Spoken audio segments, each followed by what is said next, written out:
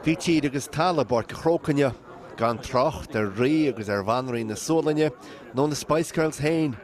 Bhí imreoirí ó 8 cín do chumann Gaeltachta ó cheann ceann na tíre a bheith a chaile nóíocht fáic uair nua gáalaris a gCorca go lua agus nóóraigh chumann na Gaeltachta Comórtas na bliana sé reachtáil. Well, ní raibh Comórtas a gine ó 9 gannacha, fé hena bliain hain. Ach am bliana ceann sé seo an cé go ceann Comórtas Peile go Comóra cé bliain. So ha mí a súl go mór leis agus ha mí a fneachla tamil fada leis. So ha obair Chrócaigh is obair híana dhéanamh le rein blianta stócha ach tásúna go mé a chéanna a gceartar an lá. Sá go dúirí seám líana a hí an allarús a gan chéirí tá ceú lehiad blian ar an bhád. Tá cinse gur bagar héad go leir daoine huasan dóir an éideag seachas an é go deú an le seo a tá léteach agus tá fíorhuiach. Bhfuil me lé an ar sláinte agus an methe agus an anmhéon seo agus tam nú go móra sin deir seaachne. Is ahantas mód an chomórtas é go bhfuil meid seániu a bPáirc Chrócaigh agus me láseil chomórtas cé blian bhílas na déag. Chear lá fichi cúig clufa agus tríocha foirin. Is mór an dúchlan é do Gaeltachta agus fiú ar cheanda ó chutí mór an náisiúnta na Gael.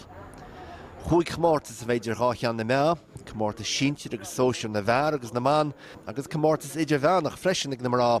Tuair a foirin Ileán áran, a ar hampíní na bliana se caite, cumann Wolf tón na mí sa géadchla fi síintir híos de sárain.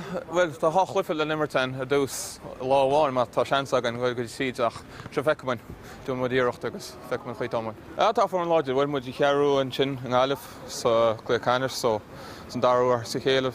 Bhí man dúrmhicéide chábhíle sa 16 tána cebba. Tá na lead lug tá Ileán lug al Chrócaigh tá lugus súil go mór leis an deir seach na mór tá an híos agus tásúla an go mé deir seach na bhagan. sé caiir le chuiste náisiúnta Gaeilge chumann útlas Gael seo sa Martonacha a cheolann Comórtas go hifigiúil sa geanáras nne.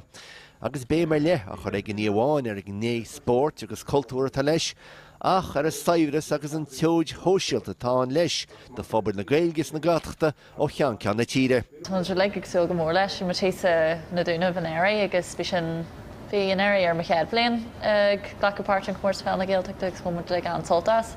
Sim léana sílam ggóil an airtin forbert déanta ag na Calnaí mar áan. Agus muidir teannig mai sa sráithús an éintear me go mómte so muidir ag súil go mór leis agus suúing go mé muidir níos mó ar níos samí a léana fásta so bé sem mai.